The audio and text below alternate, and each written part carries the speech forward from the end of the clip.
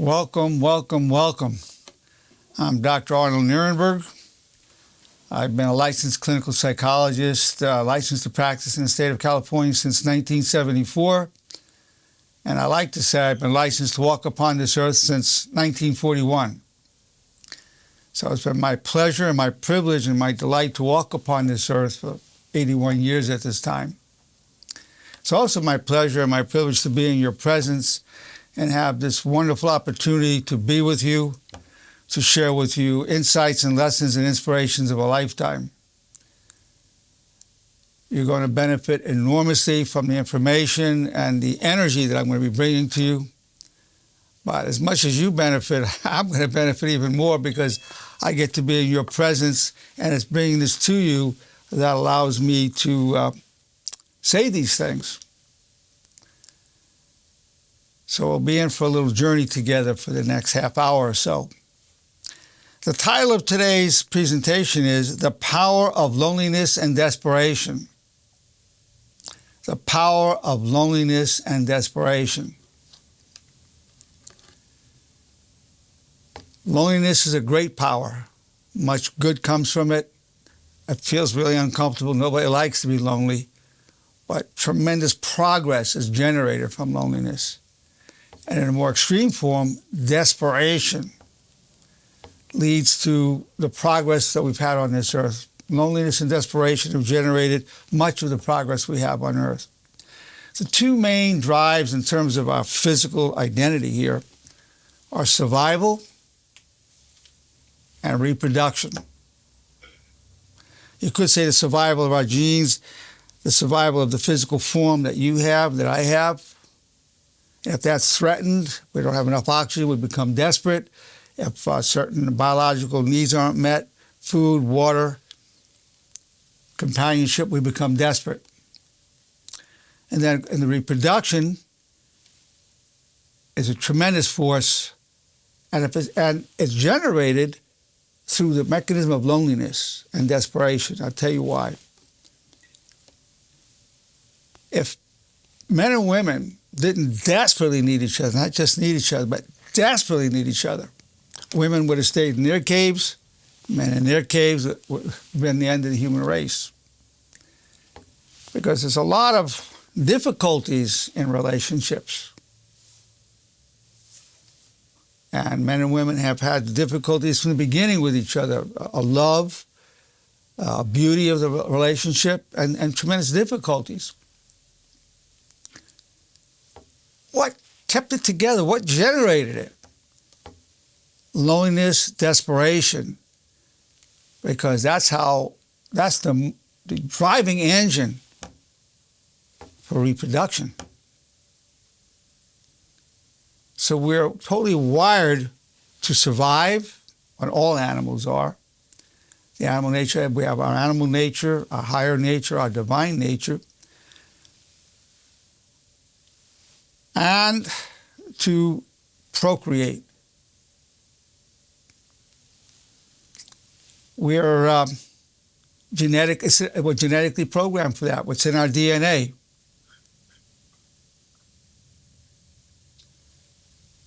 So, your survival, my survival, the whole reason we exist at one level is because of loneliness and desperation. We would have been conceived if our parents weren't lonely and desperate to have that companionship, that intimacy, that sexual intimacy, that union. So when I say the power of loneliness and desperation, I would have to say that we are the product, that power is so powerful that we exist. We wouldn't exist without it. If a genetically normal person desperately needs somebody else, desperately needs somebody of the opposite sex, but desperately needs even companionship. It's not a casual thing, it's desperate. If we had been created where we could just each sit in our cave and go off by ourselves, we wouldn't have the stress of misunderstandings, disagreements. We'd just each be off on our own. And then wouldn't have been a procreation. So there you have the fundamental right there, that desperation, loneliness is what drove procreation, drove your existence, drove mine, for us to be here, to manifest. As our children, our desperation and the loneliness drove us to find a significant other.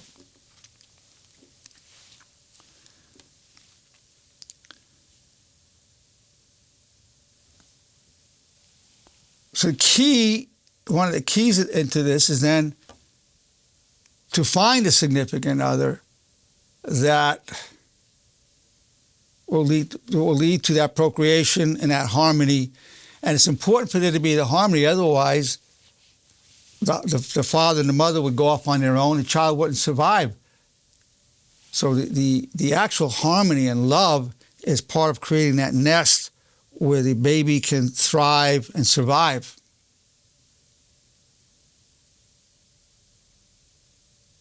That love, the harmony, is why is the glue that holds it together, and the baby grows up and nurtures and under the love and the watchful eyes of both parents. So the key then is for the survival, then for the man and the woman to find the right person to be with. Because with the right person, then they can create that family. To find the right person, you have to be the right person. To find the right person, you have to be the right person. Now, what's the key to being the right person and finding the right person? Well, certainly you need to have that chemistry, sexual attraction. Absolutely. And it has to be liking that personality. No question about it. But without proper character, that union won't last. Without proper character of each one, the man and the woman, the union won't last. And if they're children, they won't have the guidance of the two parents there in the household. And that's to the child's detriment. So for the survival of the child, emotionally, physically, and spiritually, it's best if the parents can be together. And the good character is part of what happens, because all relationships run into trouble. You have the best relationship in the world, the best marriage in the world. From time to time, it's going to turn into something terrible for a while. I'm talking about the best of relationships. And it's character that takes you then through that. So, people always ask me, how would I find somebody that I'm best suited to? Well, the people I talk to really don't want to be playing games. They want someone who's genuine. So if you had to put out an ad, it would go like this: I want someone who's genuine and can go deep, because people really want to be able to talk deeply with each other. Because if you can't talk deeply with each other, you can become bored with one another. You can't talk from your heart and genuine with your significant other. You will become bored. You'll be bored with that person, and that person will become bored with you. No matter how much you're attracted you are. I mean, I'm so much sex, after a while you go out. We've had a lot of sex, it's been great, but if there's nothing there, that's not going to work. So you have to be able to be genuine. So you want to be able to be somebody who can be genuine, and you want to find somebody then who will be genuine. And to the extent that you are that way, you're more likely to attract it. Genuine and deep. You want somebody who can go as deep as you can go. It won't work out if one person always wants to be superficial. They're genuine, but they just talk about superficial things all the time, but they're genuine about it. And you like to go deeper, what's really going on in life, what's the purpose of life, what's the feeling about death, what's the true nature of this existence on earth. Whatever the questions are, it could be political, religious, metaphysical, whatever the level. You want to be able to go deep. You want somebody who matches your depths. You can have. I'm not saying you're not going to have superficial conversations. I'm just talking about you need to be able to go there. Because if you can't go there, you will get bored and you will become lonely. If you can't go deep and it's not genuine as there, you will become lonely.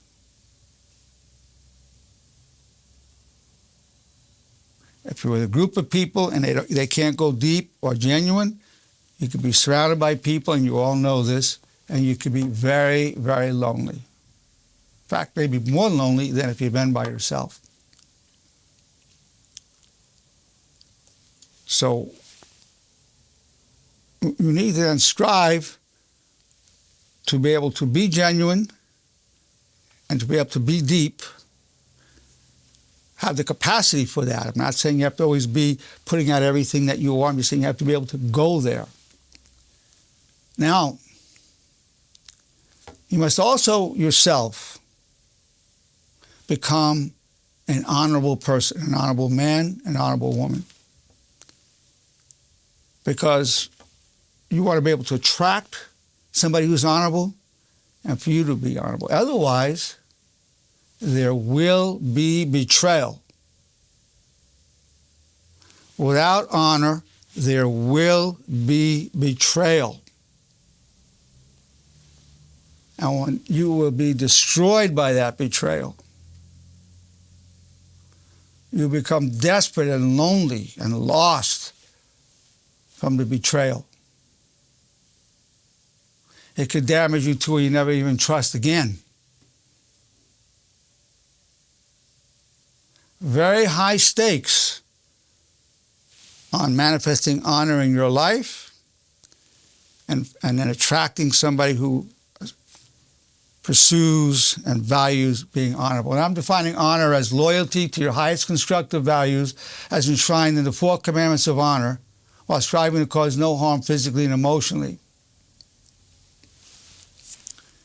And the 4 commandments of honor are these. I wish you well. You want to be a well-wisher of your significant other, and you need them to be a well-wisher of you. I take full responsibility for co-creating my reality and my problems. Without that, you're going to blame the other for whatever comes on. You're going to blame that person. You're going to resent that person. You're not going to realize you co-created it. And most of the times we have co-created, 99% of the time we have. And that blaming will destroy the relationship, put a barrier there, and will lead to loneliness. I take full responsibility for co-creating my reality and my problem. That empowers you. Say, I've created this, I've co-created it, but I can co-create something better. To the extent I've co-created it, let me become one again with my significant other. I apologize. Please forgive me. Or if you want to go even further, when this is appropriate, I apologize. I was wrong. You were right. Please forgive me. I'll never do it again. I have not always lived with honor, but I will die with honor. That's the full shtick on really getting back together. That's the full shtick on that. I, by the way, have that ready to go at all times. And when you say it to yourself on a regular basis, you're hearing yourself apologizing, at least 3 times a day. You want to be doing it 3 times a day, along with the commandments of honor. That way, it's not alien to you to say it to another person.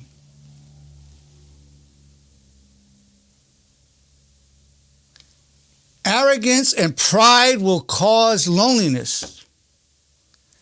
Arrogance and pride will cause you to become lonely. Your pride is a very cold lover.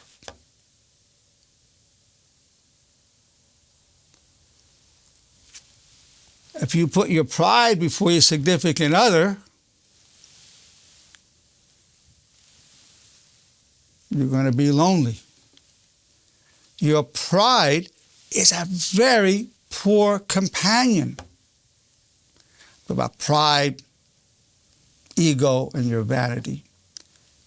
Your ego, your vanity, your pride will make you lonely. So, the key, it's not complicated, to achieve the humility that you need, honor before pride. You need to be repeating that throughout the day. It's 3 times a day. Honor before pride. So, I wish you well. I take full responsibility for co-creating my reality and my problems. I'm grateful, the third commandment, I'm grateful for the power I gain from hardship. I'm grateful for the power I gain from hardship. If you don't have that one, you're going to be in deep trouble. Why? Hardship will come to you, mostly because you caused it to yourself, mostly, but not always. Hardship, trials and tribulations and failures and setbacks will come upon you, and mostly you brought it to yourself, but not always. And you can become so engulfed in dealing with that legal, relationship, emotional, employment issue that you're cut off from everybody. You're cut off from, you could be the most beautiful surroundings in the world. You could be on a so-called vacation, and you won't, you'll come to understand vacation is not a location, it's a state of mind. Now, the hardship is what it is. Something terrible happened. It's real. It could be a death, God forbid. It could be loss of money. It could be a criminal prosecution. It could be a financial disaster where you lose the house or your possessions. It could be a fire. It could be whatever. It's a loss. It's the real loss. Now, you have to be able to tell yourself, and this is one of the derivatives, I call it derivative of the commandments of honor, you have to be able to tell yourself, well, what's the best true story about this problem? You say, yeah, well, you know, I gained this. I'll give you a little anecdote on that. I once had a patient come to see me, a big, powerful, tatted guy. He was all tatted up. He was a very rough-looking guy. In fact, he was a roughneck. He worked in the oil fields. I could see that tears were locked behind his eyes. He told me, he said, you know, Doc, I've lost everything. My wife left me for another man. Took my kids. I don't even know where they are.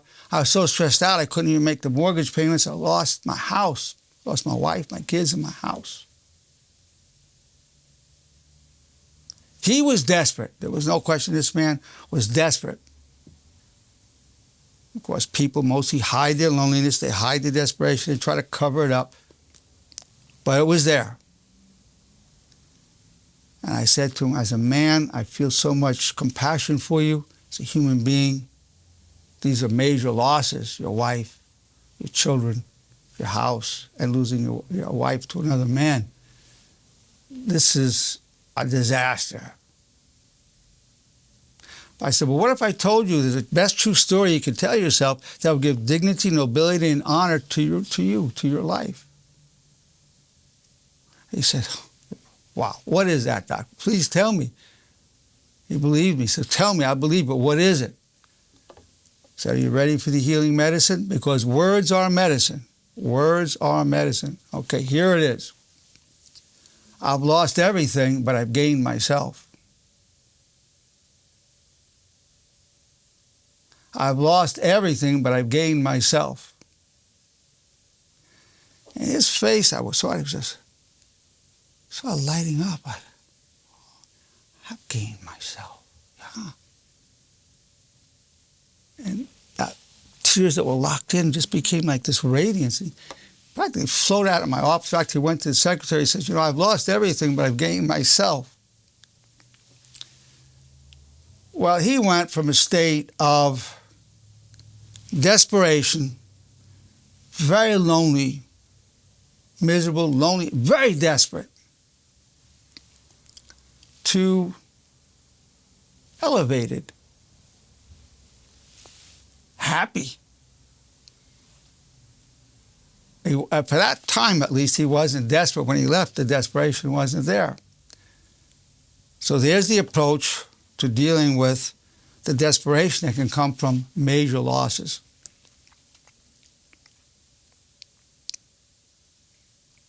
Now, I use another derivative, and I call it the Warrior's Commandment of Honor, which is I'm grateful for the power I gain from hardship. I call that the Warrior's Commandment of Honor, which is this: God, I'm extremely grateful for the magnificent, wonderful gifts of trials and tribulations that bring me closer to you. God, I'm extremely grateful for the magnificent, wondrous gift of trials and tribulations that bring me closer to you. So, you have the best true story about the problem. You're thankful because you see it as a gift, because you know that you're going to be elevated to a higher state of consciousness and being. Now, you have to know this, that without suffering, and loneliness and desperation are very powerful forms of suffering, you cannot achieve compassion for other people going through difficulties of this sort. You cannot achieve true wisdom.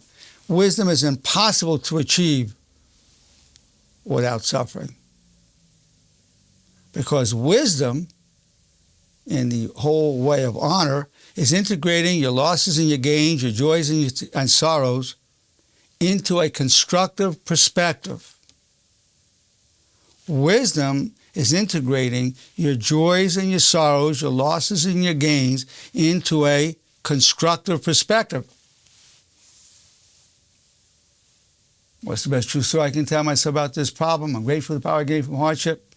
God, I'm extremely grateful for the gift and magnificent, wonderful gift of trials and tribulations that bring me closer to you. That's putting it into a constructive perspective. Those are the path to wisdom. Honor is a path to wisdom. Honor is a path to wisdom. Beautiful. The power of loneliness and desperation. You're seeing what we're talking about. It's a wonderful, wonderful thing. Also, when you find the right person, and you are the right person, first you have to be the right person, and then find the right person. You'll appreciate her. You'll appreciate that person. You'll appreciate him. You'll appreciate her. Because you know what loneliness is. I don't feel lonely. I've got you.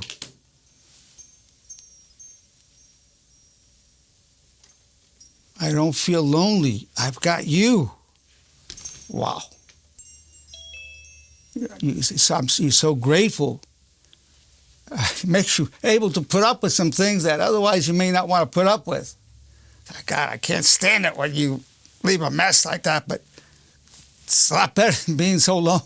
It's a lot better than the loneliness I used to feel. You're making this damn mess, but you know what? I'm just grateful I have you. I appreciate if you don't make that mess, though, but I'm grateful I just have you.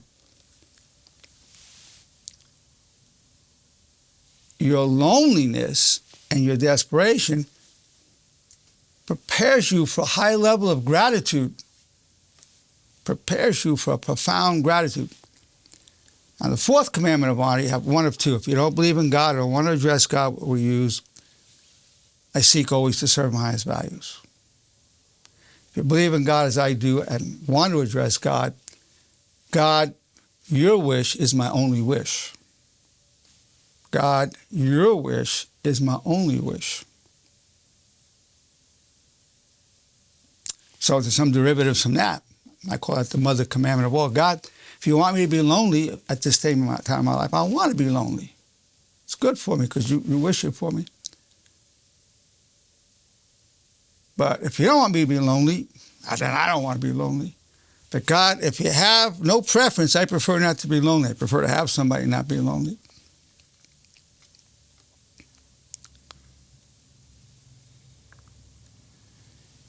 Now, what you need to know about the way of honor, it's very important. Very important what I'm going to say to you. Very important. Your trials and tribulations, your desperations and your loneliness are part of that. Your failures, your setbacks, all the terrible things that happen to you can make you bitter and defeated and rob you of your spirit unless you're committed to the way of honor. Because only through a commitment to the way of honor will you be able to reframe those experiences. What's the best true story I can tell myself about this problem? I'm grateful for the power I gained from hardship. I'm extremely grateful for the trials and tribulations that brought me closer to you, God, or brought me to my divine nature, brought me to my higher nature. If you don't have that, you can become bitter. You know, you look at some women, of course, you can look at a woman who's gorgeous, her figure's perfect, her face beautiful, but you see some hard lines. She's bitter. She doesn't even trust men. She's gone through some tough breakups. And so she's turned on the world. Her attitude might be, you can't trust men, they're all no good. I mean, people like that. You can't trust when they're no good. And that'll, of course, affect the lines, how our eyes look, and the beauty. The beauty of the heart manifests in the beauty of the eyes and in the face. So she was destroyed by these difficulties. But she can go from bitter to better by following the way of honor. I think that's really catchy. I really like it. She can go from bitter to better if she follows the way of honor. That's the truth. I've had some bad experiences with these men, but I'm going to become the right person. I'm going to be the right person. And I know what I'm looking for. The attraction, the personality, and the character. A virtuous character, an honorable man. I'm an honorable woman looking for an honorable man. Then the beauty returns to her face, through her eyes. I say this to women. Don't think your hidden thoughts don't reflect on the lines in your face. I call it inner cosmetology. To be the most beautiful that you can be, you must feed yourself the most uplifting thoughts known to humanity. And these 4 commandments are the 4 most uplifting thoughts in the universe. Now, you have to pledge yourself to follow it all your life, because as soon as you stop repeating it or reminding yourself, you will forget. As soon as you stop reminding yourself of these truths, you will forget it. That's human nature. You get busy paying the bills, taking the kids here, going to the job, repairing the roof, whatever, all the stuff that we have to do on this earth. Pay our taxes. So, then to be a disciple of honor, then we take the pledge. And I have people raise their right hand and they repeat these words. As a disciple of honor, I pledge myself all the days of my life to the 4 commandments of honor. And I'll teach them to those I love. I'll repeat them every morning, afternoon, and evening, and listen to myself recite them. Just so you know, people who take that pledge, no matter how despondent, right away feel more hope. 95%, I've interviewed over 1,500 people at this time, but one study I published was 1,108 people. Over 95% felt good right away, no matter how despondent they were. Over 95% of people felt more hope immediately. And over 92% felt more meaning in their lives. So the commitment right away, and taking that pledge, you'll have more hope, you feel better, and more meaning. Now, just so you know, it's an investment of 8 seconds of your time. That's how long it took me to say those. It's an investment of 8 seconds of your time. I've had people say to me, have you been saying your commandments? Well, oh, doctor, I'm just so busy, so stressed out. That's 8 seconds. I mean, you could be driving, taking a shower, putting on your lipstick, watching a commercial. You can be on the toilet. Maybe whatever. It's 8 seconds. The best 8 seconds you could spend, because the repetition is preparation for application. It's another little thing I kind of like. I kind of like that little rhyming. The repetition is preparation for application. Could be a song. So, there you have it. 8 seconds. Then, of course, you want to maximize the probability that you're going to apply this in any situation you're in. How do we do that? I call it the bridge from honor to reality. And the bridge is this. What's the most honorable thing to think, say, and do? What's the most honorable thing to think, say, and do? So you do your 4 commandments of honor, and you repeat the bridge 3 times a day. Then any situation you're in, that's the gold standard, is honor. What's the most honorable thing to think, say, and do? You don't go, I want to do what makes me happy. No. You're seeking honor, not happiness. Knowing that honor is the true foundation for real happiness. Without honor, you can't be happy. It's impossible. You can have fun, you have excitement, but you're not going to be truly happy. You must be on the foundation of honor. As a matter of fact, I'll take it another step. For the love that's within your heart, and by the way, the suppression of your love causes you loneliness.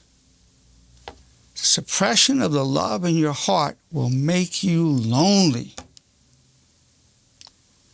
How do you remove the veils that you're hiding it with? Honor removes the veils for the flow of love to manifest.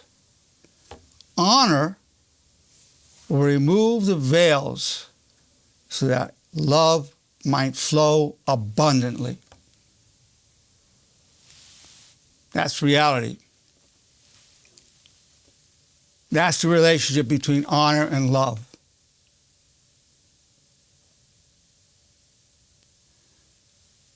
As you hide the love in your heart, you will be lonely. You will be frustrated. Of course, it has to be expressed with wisdom. So there's no misunderstanding, but some way to manifest that love, and that servitude.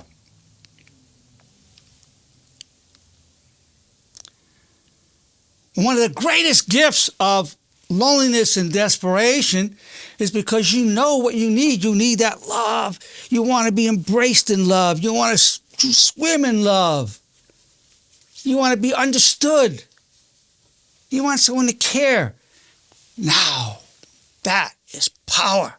And let me tell you why. Because that quickens you in your heart of what you really need. And what does that do for you? Once you know what you need, then you know what to give others. Once you understand what you need, really need, not just want, then you know what others need and to give it to them. You give the thing you want, the thing you're desperate for, that love, that understanding, to be cradled and cuddled in love and warmth and acceptance and respect. You crave it. Now you know what to give.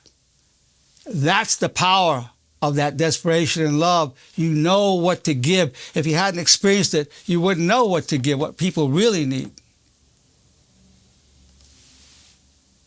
And we're talking real power now. We're talking real power. The power to serve in the highest form of giving what you wanted to receive, giving what you're not receiving, giving what you may never receive. But you know, when you give it, the loneliness lifts. The thing you want to get, the thing you desperately want to receive, when you give it, the loneliness lifts. That's the paradox. When you give that, that is the way past the loneliness. That's the beautiful thing. This is the secret. This is the secret that's in a mystery, great mystery. That's how it works. And I know as I speak this to you, I know you feel the truth of what I'm saying. I know it.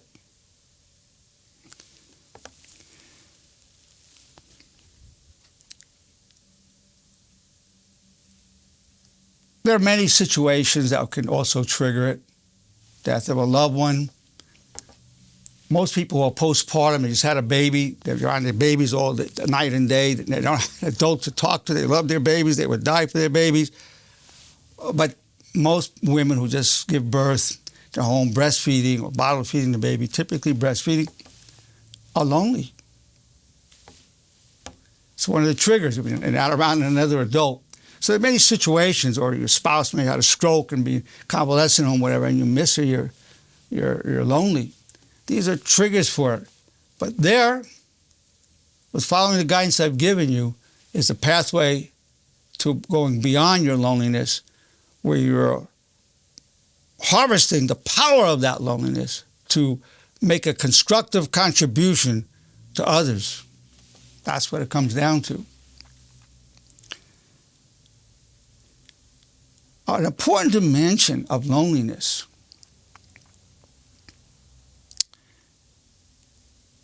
is feeling that you don't have the right to be who you really are. An important dimension of you being lonely is feeling you don't have the right to be who you really are. That's tragic. Nobody's ever told you you have the right to be who you truly are. But there's a but to that, as long as the expression of your true self is done in a respectfully real manner. If somebody's really a jerk, you don't want him to be who he really is. Express it, respectfully. So I'm here to tell you, to give you permission to be who you truly are, as long as the expression of your true self is in a respectfully real manner. That's liberating. That allows a connection to happen, and the loneliness dissipates. Because you're lonely because you're hiding. If nobody knows me, nobody cares, nobody knows you. I'll tell you another secret. One of the reasons nobody knows you is because you can't be known if they don't know your struggles in life. You know somebody's favorite color. What? You know their favorite food. Well, you know what to order at the restaurant for them. But if you don't know what that person's struggle has been in life, and if you don't know how mightily they struggled with it to transcend it, and the nobility of their spirit, then you're making the person lonely. For you to deal and help uplift the loneliness of others, you must see the greatness of that other, the nobility, and you must at least have some idea of their struggle or know they have a struggle, even if you don't know the particulars. You know that person struggled mightily against tremendous adversity, and if you know the particulars, it's even better. To lift the loneliness of those around you, you must see their virtue and their nobility, because they feel unseen in that nobility. Nobody knows that greatness. You could see a homeless man in the street, I call him unbounded, laying in his vomit and urine. And you say, oh, how disgusting. But you don't see it. Hypothetically, that might be the greatest human being on earth, and I'll tell you why. He might have been so tortured and beaten as a child that if he didn't stay drunk and laying in his own vomit and urine, he'd be a serial killer, just killing people. And he just keeps himself drunk so he doesn't hurt anybody. You don't know his story. He might be the greatest human being on earth. And the most revolting, he's look at so smelly and looks horrible. But his not killing somebody might be the most noble dimension of anybody, just that he's not killing anybody. We really don't know. We just don't know.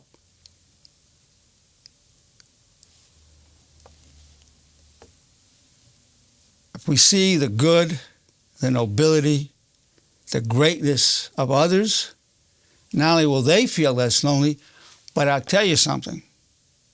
You're going to feel less lonely. You'll feel less lonely. When you see it and you're in awe of what you perceive, that awe, that wonder, your loneliness will be gone. So, wow, you're amazing. You're so beautiful. Oh, my God. Well, when you're going, you're so beautiful, you're so magnificent, you're not lonely. So, wow. You're amazing. You're not lonely when you're seeing that.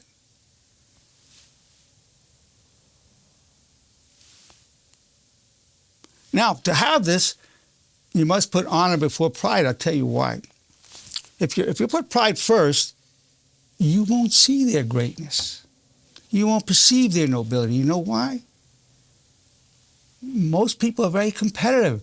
If I see your greatness, that means I'm less than you. I don't want to be less, so you block it. If I see how beautiful you really are, I'm going to feel less beautiful than you. You're actually greater than me. Oh, hell no, you're not better looking than me. You're not stronger than me. You're not a better person than me. Oh, hell no. That's what goes on when you put pride before honor. That's the truth. I'm telling you the truth. That competitiveness and putting your pride before honor will make you so lonely you won't see the beauty that you're immersed in. You won't even get a glimpse of it. Not a glimpse. But when you put honor before pride, you know, well, this guy's better looking, he's smarter, he's richer.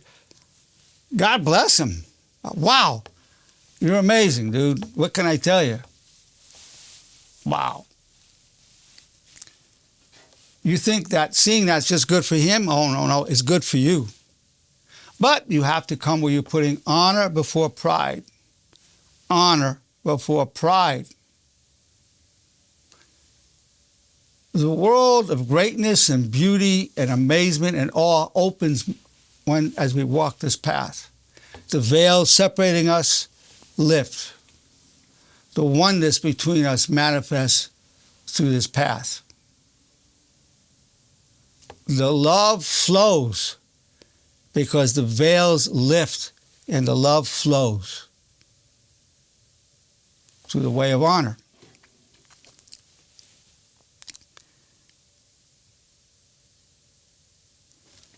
This is an overview. There are many odd dimensions to the power of loneliness and desperation. But I'm going to open it up for some discussion. I know I'm giving you a lot to think about. But we're going to begin here. Stacy is ready. What thoughts or feelings do you have? Hi, Doctor. I mean, wow. My first thought is wow. Yeah. Yeah. This is by far for me the most profound Tuesday 6:30. Get with Doctor of Honor. Oh my goodness. I want to start there and say that because I've been sitting here listening to you and two things. I just want to reassure you that yes, I 100% feel your truth in what you're saying, and and I knew you would. Oh, I got this one loud and clear, and I'm shaking, and I actually got tears tonight listening to you because through your words, so often I can see myself, and I don't even know where I'm going with this, but. By the way, it's mutual. When I hear your words, I can feel your words very deeply as well, just so you know. Yeah. Thank you. Thank you for saying that. I mean, yeah. Everything you say and the way you say it and the way you make it so dimensional and the way suffering and pain is an extension of loneliness and desperation and the way you piece everything together that you can, I can visually see it through your words, and it makes so much sense. But I want to say that the way of honor has done so much for me just internally, when you talked about wisdom, you had a nice little rhyme there too. The application. What say that again? Well, repetition is preparation for application. Yeah. That's it. Little jingle there. Repetition, Little yep. jingle. I sing it. Man, I'll learn how to sing that. Yeah. That's a good one. Yeah, That's a good that's a one. good one. That's The a good bitter one. is better. The internal. Oh, from bitter to better. Yeah, I've got to give a lecture with that. I like that. From bitter to better. I mean, that's so good. It's true. It is And good. you're right. And you know what? Some of that Botox can be done from the inside. And Yeah, internal you're right. Botox. Yep, but Botox of the heart. Yep.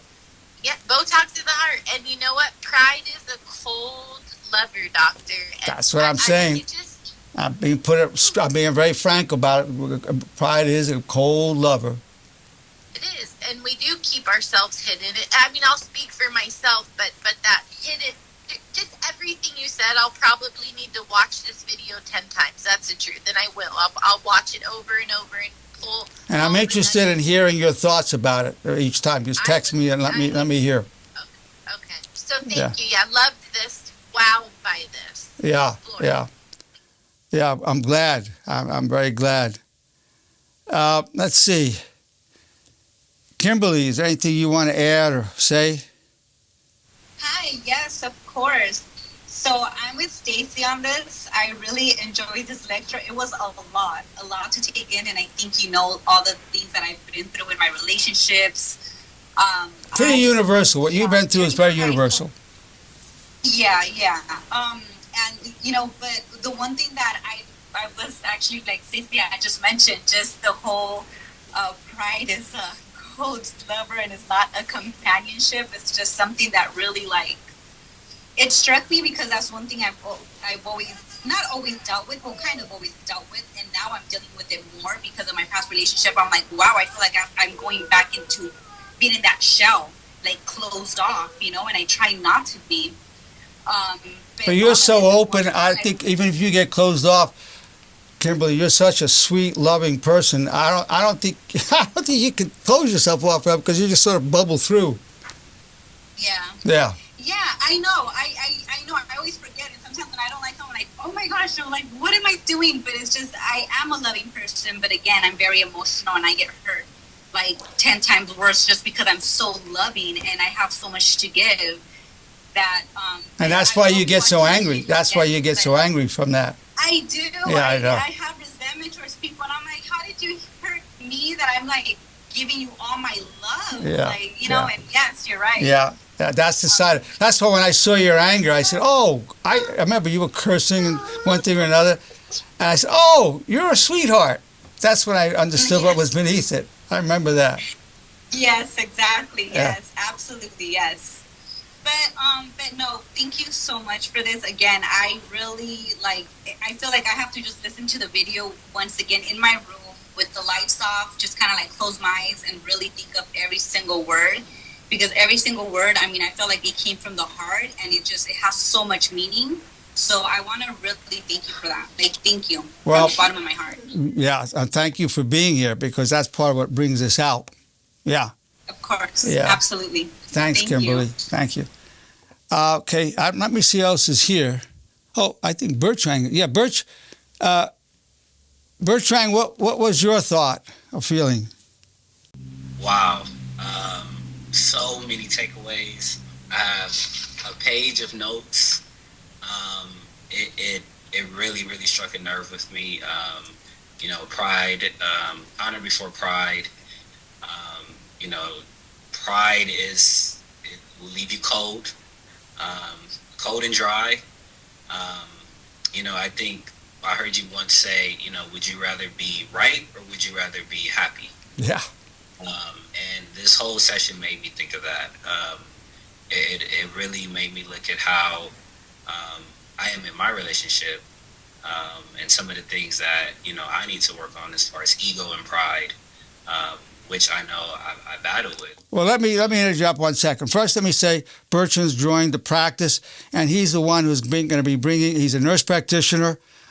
He's going to be working at MLK, Martin Luther King Hospital. He has 9 nurse practitioners, and we have the good fortune to have him in our practice now. And he's going to be bringing the honor movement to the medical community of words as medicine, thoughts as medicine.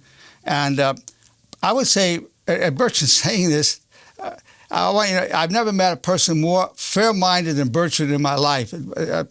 So for you, so I know that fairness in terms of any relationship you have as a healing medicine. Absolutely. Thank you. I appreciate that, Dr. Nerenberg. I have so many things. You know, pride is a lonely companion. You know, you have to go deep and be genuine.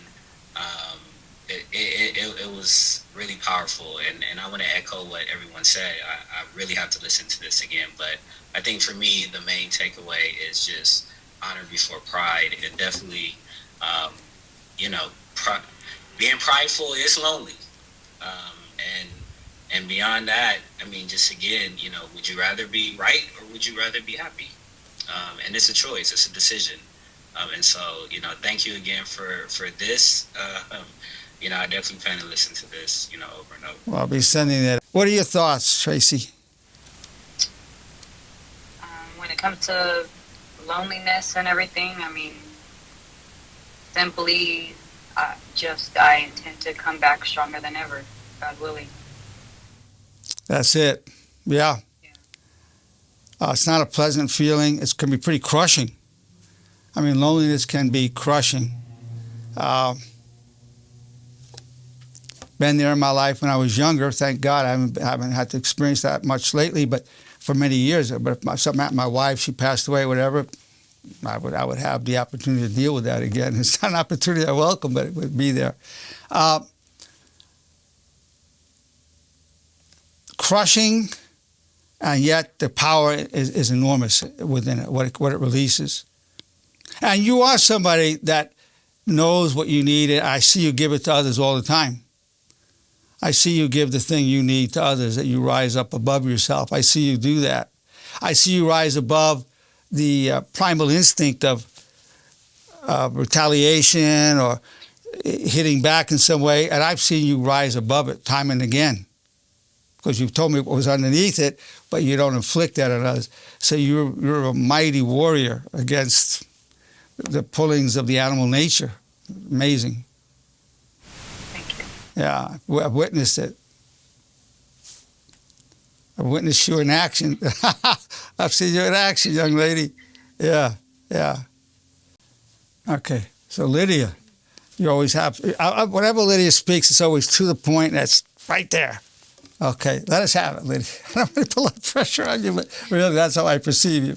Well, I agree with basically everything that you covered, and I thought it was just so beautifully said about the love that we give is also the love we receive, and that energy is mutual. I was wondering if you could speak upon how in our modern life, with the influence of the internet, so much of young people seek connections through the internet and through seeking approval or validation from. Yeah, the internet. Yeah, no, that's a good point. Susie, you continue with that question? Oh, no, go on. Okay. It's my theory that people have turned to their phones and the internet because they couldn't put up with the trivia that was being spoken to them face to face. In other words, if I see you face to face, you're going to tell me things and you're going to go on too long about something too superficial. So let me come right to the point. Boom, boom, boom. There it's said, whatever. Let's get down to it. I realize it's being used in a lot of other ways in addition to that, but I think part of, at least one driving force, is the lack of genuineness and face-to-face interactions. And people, we interviewed 1,800 people at the Nerenberg Institute, and we found that 70% of people, after 5 to 10 minutes of superficial conversation, become agitated and anxious. Actually become agitated.